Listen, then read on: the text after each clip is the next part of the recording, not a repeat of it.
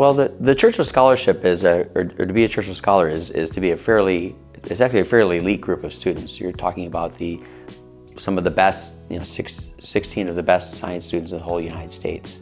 It's really a remarkable group of people to interact with. They have extremely wide interests, very deep interests in science, because it's for science students mostly. And you'll actually never have such a group of people to work with or interact with again. If you've been in high school, you were probably one of the better, one of the remarkable students they had there. Even in your college classes, you didn't necessarily have your peers. At Churchill College, you will have a college full of peers. So I think that one of the best things that is offered by these scholarships is that you can get a different perspective by studying at a different institution. Just how, generally you wouldn't want to do your undergraduate, master's, and PhD all at the same institution in the US, going and introducing a greater breadth of study is something that these offer. And especially when you're looking at the European version of study versus the American, and at least in my research field, we see there's a lot more applied research here, and whereas they do a lot more basic research there. And so melding those two views to have a more holistic understanding so that you can approach a future career in research or whatever field that you're in, I think it's very beneficial. And then there's also the aspect of just learning a different culture and a different history. Obviously, at A&M, we are very committed to our culture and our history, but it's very different when you're looking at an institution that's been around for millennia, since before America even existed in some cases, versus one that has a history of hundreds of years.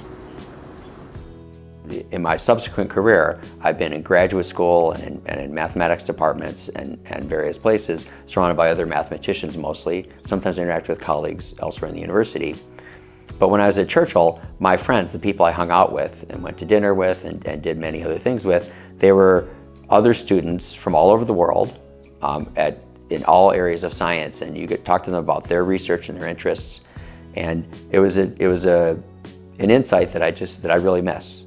Going into college, I wouldn't have even imagined that I would have been able to apply to these kinds of programs. And so thinking about imposter syndrome and saying, oh, I don't fit the criteria, I don't fit the criteria. And so there is no criteria, that's the thing. The criteria is something that we put in our minds.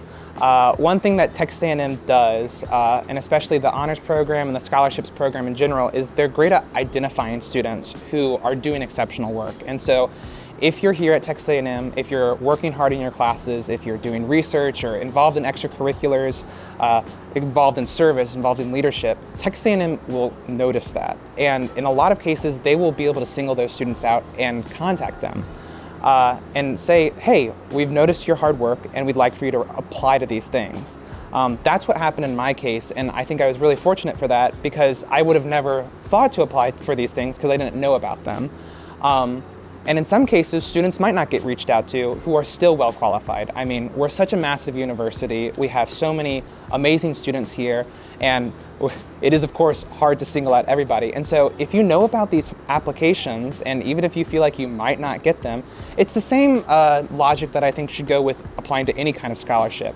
You only have things to gain and you have nothing to lose. And especially with these application processes, even though they're more rigorous and those kinds of things, you have to find recommendation letters, you have to do hard work to get them done, it's so worth it just going through the process. And so even if you think that you're not qualified, that you don't fit the mold for these, know that there is still value in what everybody does. And if you are an exceptional student, even if you've not been singled out, you can still apply to and be recognized for these kinds of fellowships.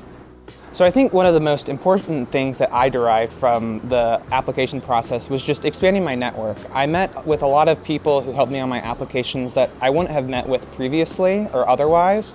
And then also just building your application, the things that you're doing for these applications are the same things that you're going to be doing for graduate applications just within the US. And so by going ahead and building this now, you're just accomplishing work that you're going to have to do later otherwise. And then also you're doing it more in depth here, and so that only benefits your graduate applications later on.